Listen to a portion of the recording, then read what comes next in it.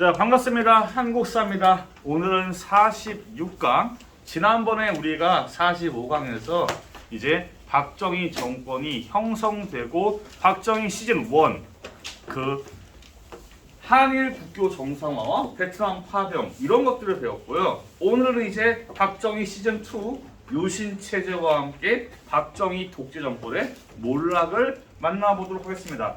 일단 지난번에 마지막에 삼선 개헌의 날치기 통과까지 설명을 드렸습니다. 그렇게 해서 한 번 더 할 수 있게 된 박정희는 세 번째 여정을 떠납니다. 71년 7대 대선 박정희를 상대하는 건 누구냐? 김대중입니다. 흔히 이제 김대중과 김영삼을 김대중을 줄여서 DJ라고 표현하기도 합니다. 대중 DJ 그리고 YS 김영삼은 YS 이렇게 표현하기도 합니다. 일단 당시에 박정희는 뭐라고 얘기했냐? 이런 겁니다. 한 번만 더 마지막 기회를 주십시오. 더 이상은 없습니다. 이 지속적인 경제개발 그리고 공산당 빨갱이 막을 거 저 박정희밖에 없습니다. 저 한 번만 더 마지막으로 믿어주세요 라고 박정희가 주장했고, 김대중이 당시의 나이가 40대입니다. 젊은 피예요. 당시의 김대중은 더 이상 어르신들에게 정치를 맡길 수 없다, 젊은 피가 정치를 개혁한다 라고 하면서 등장했어요. 김대중은 뭐라고 했냐? 지금 박정희가 한 번 더 한다고 그러는데 박정희한테 한 번 더 기회를 주면은 박정희는 총통이 될 것입니다. 이게요. 총통은 뭐냐? 히틀러예요. 히틀러의 직함이, 정치적 직함이 총통이에요. 즉 박정희가 여기에서 정권을 잡으면은 그는 히틀러처럼 계속 독재할 겁니다 라고 한 겁니다. 어찌 보면 예언이에요. 예. 여튼 이래서 박정희와 김대중의 싸움, 애초에 정치 신이나 마찬가지였던 김대중과의 싸움은 박정희는 뭐 당연히 이긴다, 뭐 김대중은 껌이다 라고 생각을 했어요. 하지만 철저하게 박정희는 승리하기 위해서 당시에 영남과 호남의 지역 갈등을 이용하기도 하고, 또한 정부의 예산을 선거운동에 투자하는 등 부정선거를 일삼아요. 근데 부정선거까지 했는데 결과적으로 김대중이 45%를 먹어버려요. 부정선거를 했는데 김대중이 45를 먹습니다. 이러면은 박정희가 야 이거 힘들겠는데? 라는 생각을 해요. 이번에 기회를 먹었지만은 다음번에 힘들다. 게다가 그 해에 실시된 국회의원 선거에서 야당이 개헌선을 붕괴시켜요. 원래는 공화당이 3분의 1을 무소속도 포함해서 확보를 했어요. 그래서 날치기도 한 건데 이제는 날치기도 통하지가 않아요. 왜냐? 개헌 3분의 1을 먹지 못하거든. 즉 더 이상 국회에서 실시되는 개헌, 국회를 통해서 헌법을 바꾸는 게 안 통합니다. 게다가 정치 라이벌도 성장을 했어요. 만약에 박정희가 한 번 더 이거 말고 8대까지 노린다면은 국회를 통한 방법은 사용할 수가 없습니다. 비상의 또 다른 카드를 꺼내 들 수밖에 없는 겁니다. 이렇게 국내 내부의 정서가, 당시의 상황이 박정희의 장기 집권에 안 좋게 돌아가고 있는데, 국외의 정서, 당시의 국외의 정세까지도 안 좋습니다. 왜냐? 당시의 대통령 닉슨이 닉슨 독트린을 발표합니다. 당시의 미국은 뭐가 가장 큰 문제였냐? 바로 베트남 전쟁이에요. 지금 우리가 최근에 미국이 아프간에서 철수를 했어요. 왜 철수를 했냐? 아프간에 계속 꼬라박는 비용들이 세니까. 과거에는 이라크에도 철수를 했어요. 마찬가지로 미국은 베트남 전쟁에서 계속 참여를 하고 있는데 사람은 사람대로 계속 죽어나가고 돈은 돈대로 꼬라박아요. 내부에서 이제 전쟁이 지겹다, 이런 전쟁에 대한 반대 움직임도 막 일어납니다. 그리하여 닉슨은 이제 전쟁으로 나발이고 다 때려치겠다. 닉슨 독트린이 뭔 얘기냐? 저거는 아시아 지역에서 더 이상 미국은 군사 개입을 하지 않겠다. 방어는 니들이 알아서 해라. 라고 닉슨 독트린을 발표합니다. 그리고는 닉슨은 중국과 친해집니다.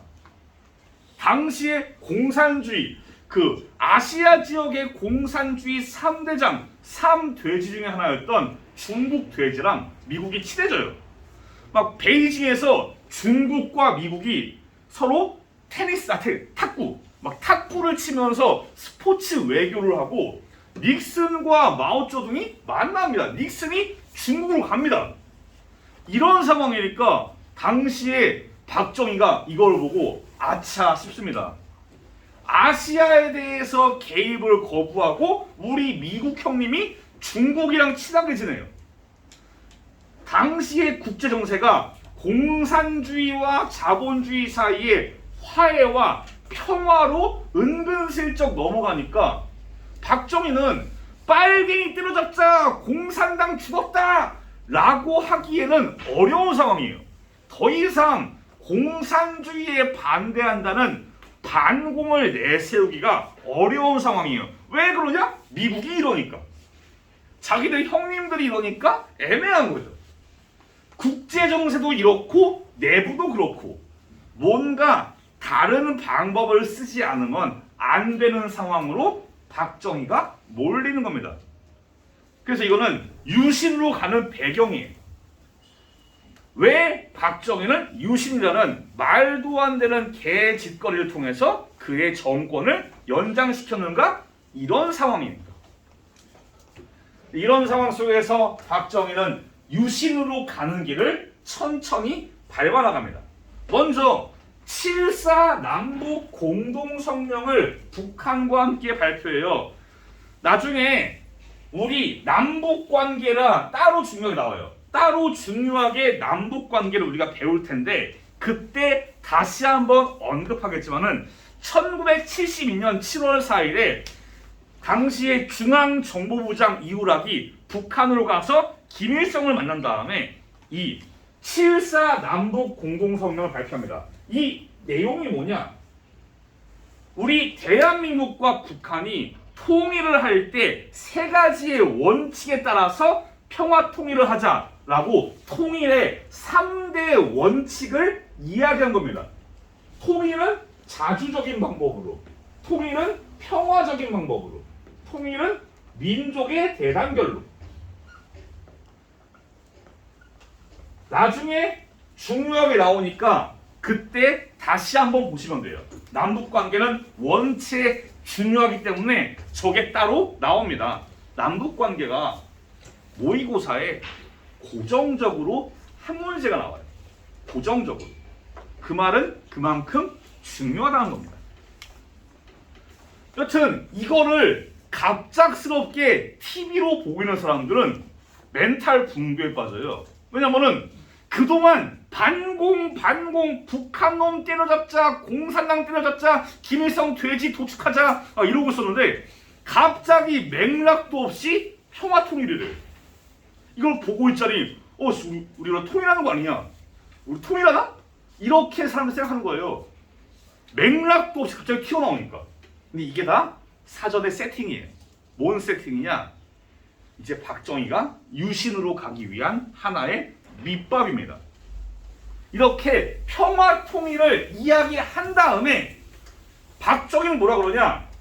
자, 국민 여러분, 지금 이제 평화 통일이 앞당겨온 이 시점에서 기존까지의 우리의 방법은 평화 통일에 어울리지 않습니다. 우리는 우리만의 민주주의, 한국식 민주주의를 통해서 우리가 평화 통일의 시대를 대비해야 합니다, 여러분! 이라고 하면서 이 7.4 남북 공동 성명을 명분으로 해가지고 유신을 발표하는 거예요.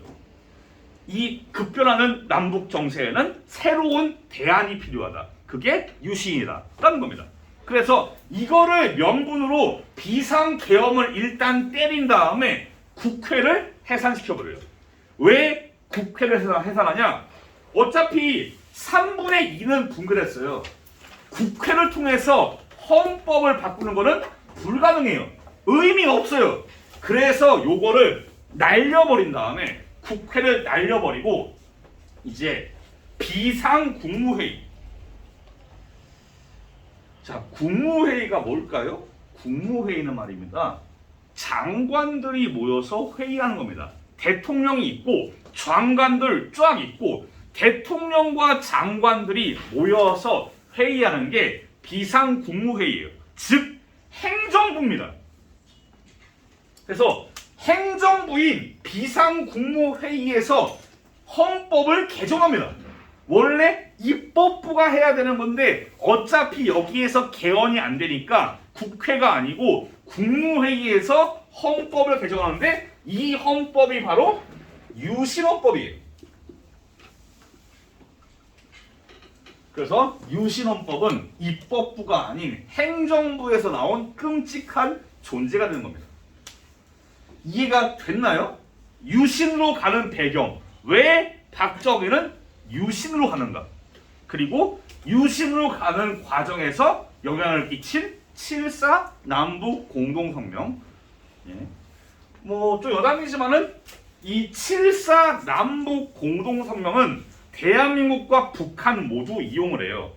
우리는 한국식 민주주의라 그러면서 유신을 발표하고 북한은 우리식 사회주의 이러면서 주체 사상을 발표합니다. 같은 민족인가 봐요. 통해요. 우리식 사회주의, 한국식 민주주의. 지랄 맞은 것들이 이때 나옵니다. 여튼 유신으로 가는 과정을 일단 알아두시고 그 다음 더 중요한 거는 유신헌법은 어떤 내용을 가지고 있나 이것도 아셔야 됩니다. 이 자체가 교과서 250페이지의 하나의 단락입니다. 유신헌법이 어떠한 내용을 가지고 있는가가 하나의 단락이에요. 그래서 중요하게 보시는 것이 좋을 것 같습니다. 자, 일단 유신헌법은 대통령의 임기는 6년입니다. 임기는 6년인데 뭐 의미가 없는 거는 제한이 없어요. 무슨 제한? 몇 번까지 해먹을 제한이 없어요. 중임 제한이 없습니다. 그래서 박정희는 이론적으로 뒤질 때까지 평생 종신토록 할 수 있어요. 제한이 없어요. 4번이고 5번이고 6번이고 100번이고 할 수 있어요. 죽지만 않는다면. 제한이 없습니다. 그리고 대통령은 간선제입니다. 어디에서 간선제냐? 통일 주체 국민회의.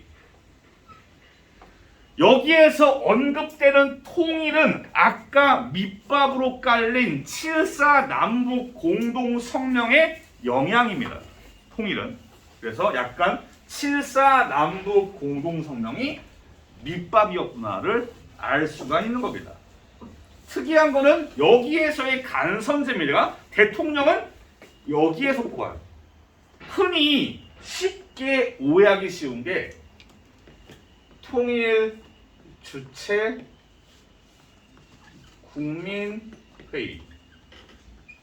이거는 오해하기 쉬운 거는 국회가 아닙니다.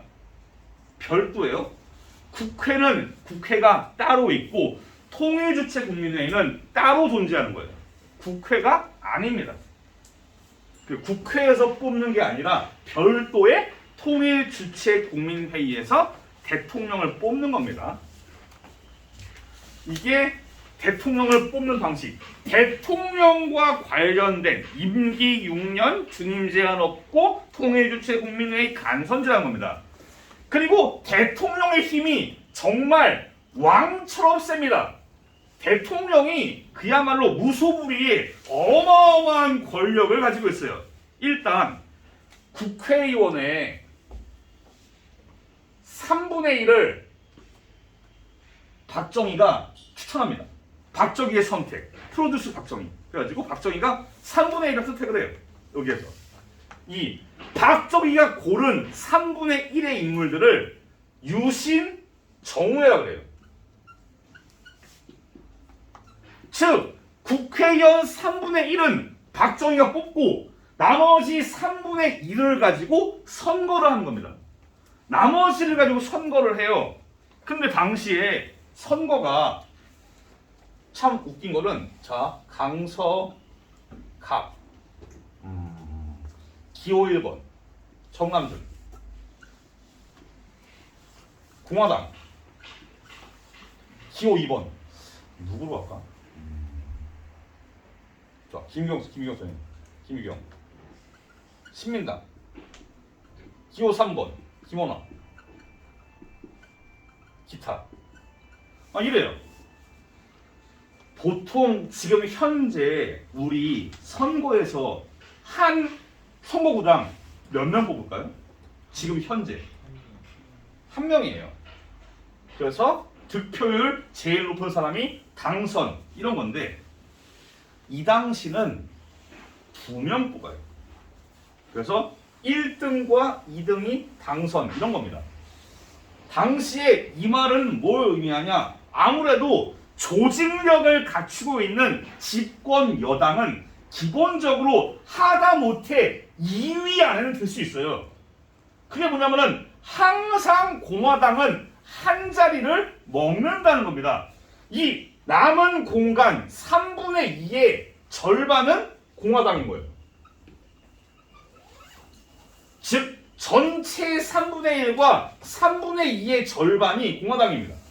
사실상 헌법 개헌은 의회에서 국회에서 마음대로 할 수 있게 되는 겁니다. 그래서 항상 국회에서 우위를 차지할 수 있어요. 누가? 박정희 세력들이. 그리고 국회를 자기 마음대로 해산할 수 있습니다. 일단 요것도 중요하고 뭐 다 중요합니다. 요것도 중요하고 이건 애매하긴 한데 이거는 원래 대통령은 어떠한 권한이 있냐? 대법원장을 임명할 수 있는 권한이 있어요. 대통령이. 근데 사법부의 일반적인 재판관은 대통령이 임명한 게 아니라 대법원장이 임명을 해요. 이게 사법부의 권한인데 당시의 대통령은 판사 한 명 명까지 모두가 다 대통령이 임명합니다. 대통령이 입법부, 사법부, 행정부 3권을 모두 장악했다는 게 이런 겁니다. 모든 판사를 대통령이 임명을 해요. 그 대통령이 마음대로 하는 거잖아요. 뭐를? 사법부를.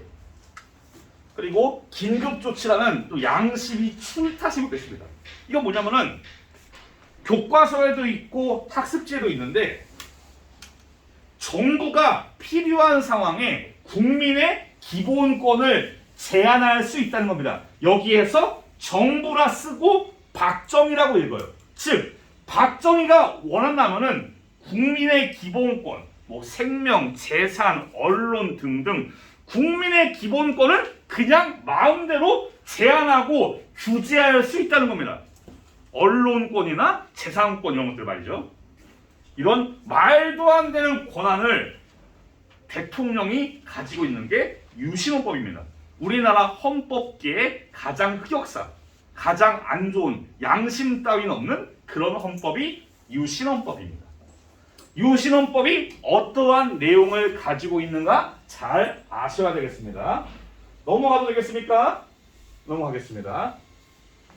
이렇게 유신헌법이 제정되고 박정희의 독재가 가속화되자 이거에 대해서 당연히 반발하는 대학생과 지식인들이 있습니다. 우리의 현대사의 컨셉, 교과서에 있는 현대사의 컨셉은 이런 겁니다. 이승만, 박정희, 전 문어대가리 이런 독재 정권이 있고 이에 맞서는 민주화 운동이 있어요. 그들이 어떻게 독재를 했고 맞서는 민주화 운동은 무엇이 있었나를 배우는 게 우리의 현대사 교과서의 중요한 챕터들인데, 유신헌법에도 박정희의 유신에 대해서 대항하는 사람들이 존재합니다. 그 중에 한 명이 김대중이에요. 유신헌법이 제정될 때에 김대중은 대한민국에 있는 게 아니라 당시에 일본에 있었어요. 그래서 박정희의 견제를 피해서 그냥 일본에 머무르면서 일본에서 박정희의 유신을 비판합니다. 일본 언론인이나 일본 정치인을 만나면서 당시에 우리 대한민국의 유신헌법을 막 디스를 합니다. 이거를 박정희가 보고 있을 리가 없죠. 감히 네가 유신으로 디스해? 그래서 중앙정보부가 중앙정보부가 김대중을 납치합니다. 한낮에 대낮에 호텔 앞에서 일본 정치인을 기다리는 김대중을 그대로 납치해서 차에 태워서 끌고 갑니다. 그리고 배로 갈아타서 머나먼 공해상으로 나가요. 왜 나가냐? 던져서 죽여버리려고. 그래서 머나먼 배를 타고 나갑니다. 이거를 당시에 미국 CIA가 알아낸 다음에 전화를 해요. 야, 정희야, 니 미쳤니? 지금 니 뭐하는 짓이냐? 이러면서 당시에 CIA가 우리 정부에게 클레임을 걸고, 그래서 결국 그대로 다시 돌아와서 김대중을 풀어줍니다. 이게 김대중 납치 사건이에요. 일본에서 대낮에 발생한 말도 안 되는 상황입니다. 대낮에 납치를 해요. 그래서 일본에서 정식으로 항의해요. 지금 뭐 하는 짓이냐 이러면서. 우리는 죄송합니다 이러면서 막 고개를 숙이고. 또한 당시에 장준하 등의 지식인들이 이 헌법을 바꾸기 위해서 유신헌법이라는 말도 안 되는 개 같은 헌법을 바꾸기 위해서 개헌청원 100만인 서명운동에 돌입을 합니다. 이렇게 지식인들이 당시에 서명운동도 받고 유신헌법을 디스하고 이러면서 비판의 움직임이 계속 일자 박정희는 긴급조치를 계속 발표해요. 이 긴급조치가 한 번만 있는 게 아니에요. 이게 1호, 2호, 3호, 4호 계속 나와요. 이게 그때마다 계속 민주화의 움직임이 나올 때마다 다음 거 계속 긴급조치를 발표해가면서 민주화 운동을 찍어 누르는 겁니다. 또한 지식인들과 대학생들의 민주화 운동을 막기 위해서 간첩 사건도 주작질을 합니다. 그래서 당시에 박정희 전두환 정권 거의 중앙정보부의 고문은 아주 유명합니다. 영화 변호인이라던가 1987 등등에 많이 나옵니다. 물고문, 전기고문, 그리고 사람 눕혀놓은 다음에 헝겊, 수건으로 덮어버린 다음에 짬뽕 먹고 국물을 부어버리고 이런 식으로 라면 국물 붓고 이런 식으로 매콤하게 이러면서 이런 식의 고문을 일삼아요. 당시에 대학생들을 잡아다가 고문을 하면서 네 간첩이지 이런 식으로 강요를 해요. 간첩이 될래? 그럼 죽을래? 이런 식으로 계속 고문을 가하면서 간첩단의 멤버로 조작을 해요. 그게 민청학년 사건 그리고 인민혁명당 사건이에요. 당시에 인민혁명당이라는 조직이 이제 우리 내부에서 이제 체제 전복, 국가의 전복을 기획을 했다라고 하면서 대학생들과 지식인들을 여기에 멤버로 몰면서 인혁당의 멤버라라고 조작을 하면서 얘들한테 사형을 때려요. 근데 웃긴 거는 사형을 때리고 재판장에 있던 가족들이 울어요. 어떡하냐 우리 애 어떡하냐 사형이다. 다음날 면회를 가보니까 애가 없어요. 사형을 선고 때리고 20시간 만에 집행해버립니다. 사형 땡때로 형사시간 잘해 사형 때린 다음에 바로 20시간 뒤에 목매달아 죽여버린 겁니다. 그리고 시체를 불태워요. 고문의 흔적이 있으면 안 되니까 바로 화장해버려요. 유가족들이 보러 가니까 어느 순간 애가 죽었대. 죽는 게 유골이에요. 유골. 어느새 죽어있는 거예요. 20시간 만에 집행하는 거는 오죽하면은 250페이지 왼쪽에 세 개의 법학자들이 인혁당 사건을 보고서 사법사상 암흑의 날, 최악의 날이다 라고 지정할 정도예요. 어느 나라의 형법이 사형선고 20시간 만에 집행하냐고. 이건 말이 안 되는 겁니다. 이런 식으로 지식인들을 계속 집어누르지만은 당시의 민주화 운동가들은 이에 굴하지 않고 3.1 민주구국선언을 발표하면서 계속 유신체제에 항거합니다. 유신체제라는 거대한 바위에 계속 돌과 계란을 던지는 거예요. 그 강해 보였던 유신이라는 거대한 바위도 계속되는 민주화 운동가의 노력으로 결국 금이 가고 무너지게 되는 겁니다. 이렇게 독재 정권이 무너지는 데는 당시에 상황적인 것도 있지만은 민주화 운동가들이 피를 흘려가며 희생해가면서 계속 끊임없이 독재 정권에 도전을 했던 그런 것도 있는 겁니다. 당시에 어떤 것들이 있었다는 알아주시기 바래요. 뭐 개헌청원, 100만일 서명운동, 3.1 민주, 구국선언 등등등. 시간이 흘러 70년대 말이 되었습니다. 박정희 시대의 종말이 찾아오고 있습니다. 70년대 말은 박정희한테는 위기의 순간이에요. 뭐 하나든지 박정희한테 이롭게 돌아가는 게 없어요. 일단 기본적으로 대선이란가? 미안해 이거. 대선이 아니라 총선입니다. 예. 미안합니다. 이 대선이란 총선이에요. 이 10대 총선에서 비록 신민당이 패배했지만은 기존의 선거보다 득표수가 늘어나면서 과거처럼 야당에 대해서 그렇게 지지도가 없다 그런 게 아니라 나름대로 야당이 지지도를 몰이하면서 이 국민들이 박정희의 장기 집권에 영증을 느끼고 있다라는 것이 이런 선거를 통해서 나타납니다. 이게 왜 그러냐? 70년대 중반 이후부터 대한민국의 경제가 어려워집니다. 그 이유는 나중에 경제사를 할 때 언급을 할 중동에서 발생한 오일 쇼크, 석유파동이에요. 석유파동. 석유파동으로 인해서 유가가 올라가자 수출의 핵심인 수출만을 중시하는 우리 대한민국의 경제가 수출 위주의 경제인데 유가가 올라가니까 원자재 값이 올라가면서 가격 경쟁력이 형성이 되지 않고 우리의 경제 수출길이 막히게 됩니다. 거기에 더해서 한 가지가 이때 만들어집니다. 그게 뭐냐? 부가가치세입니다. 이거는 교과서에 없습니다. 방과 후 듣지 않는 사람 중에서 부가가치세가 뭔지 아시는 분 있어요? 이게 뭔지 아시는 분? 물건에다 10%. 맞습니다. 정확해요. 예. 부가가치세는 물건에다가 세금을 때리는 거예요. 예를 들면은 여기 있는 물티슈가 원래 물건 가격이 1만 원이에요.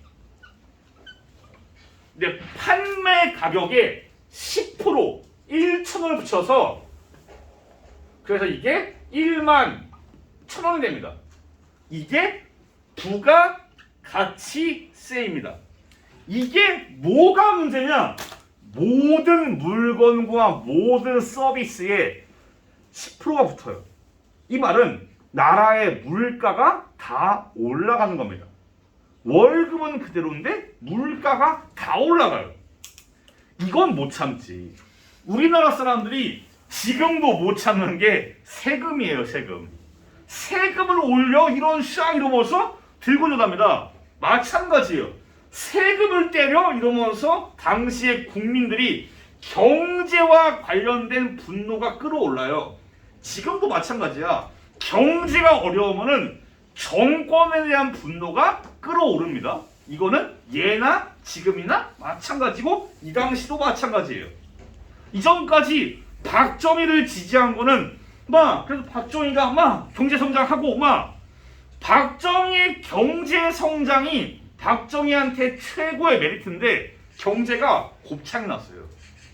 그 박정희에 대한 분노가 올라간단 말이지. 여기에 더해서 국제 정세도 박정희를 안 도와줘요. 당시에 미국 대통령이 지미 카터입니다. 이 지미 카터가 인권의 수호자예요. 인권 외교를 하면서 전 세계 각지의 독재자들이랑 사이가 안 좋아요. 당연히 박정희랑도 사이가 안 좋습니다. 인권 따윈 때려치운 유신의 박정희와 인권 외교 지미 카터. 뭔가 아다리가 안 맞는 겁니다. 우리도 지금 그럴 때가 많아요. 우리가 집권 정당이 바뀔 때마다 미국의 공화당, 민주당과 우리가 서로 크로스가 안 될 때가 많아요. 이 당시는 심합니다. 독재 정권인데 미국이 인권의 수호자예요. 이것 때문에 미국과 우리가 걸핏하면 충돌을 해요. 이렇게 국내외 정세가 박정희에게 안 좋게 흘러갑니다. 이런 상황 속에서 YH 무역 사건이 발생합니다.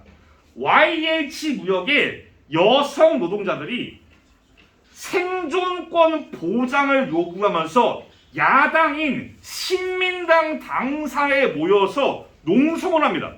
물론 신민당이 도와준 게 있습니다. 여기 와서 농성하시라고. 여기는 안전한 거라고. 설마 정부가 야당 당사를 진입하겠어? 라는 마음에. 근데 박정희는 그걸 해냅니다. 여기에서 농성하는 신민당 당사에서 농성하는 YH 무역의 여자 노동자들을 당시의 경찰들이 짓밟아버려요.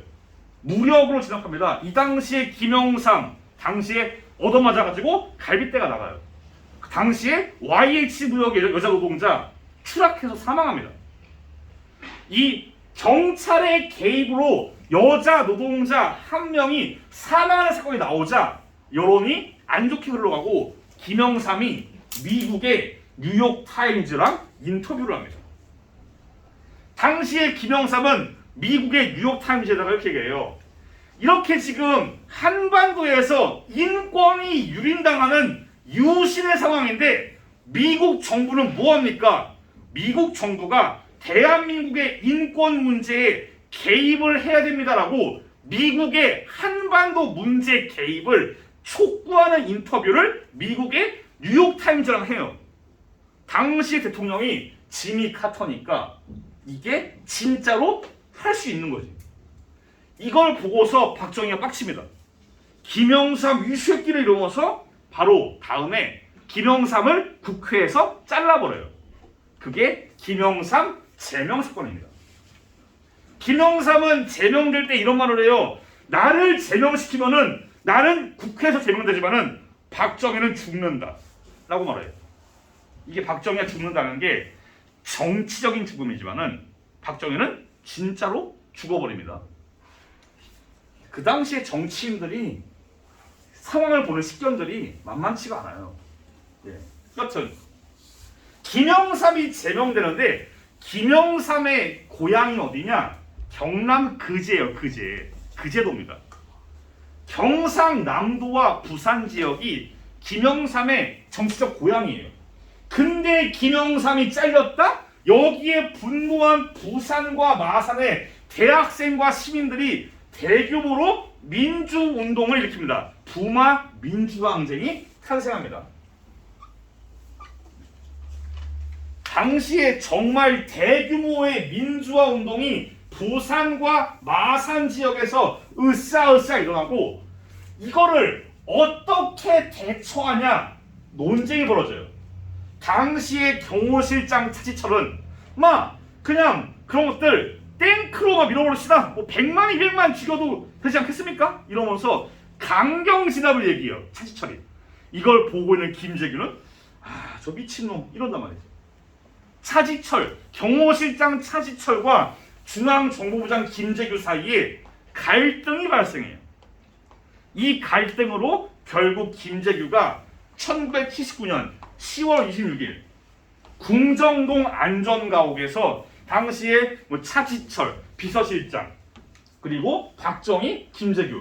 술을 마시는데 김재규가 차지철을 쏘아 제끼고 박정희도 쏴서 살해하는 그런 12.16 사태가 벌어집니다. 그래서 유신의 심장에 총을 쏘면서 007빵 이렇게 해서 유신이 종결이 되는 겁니다.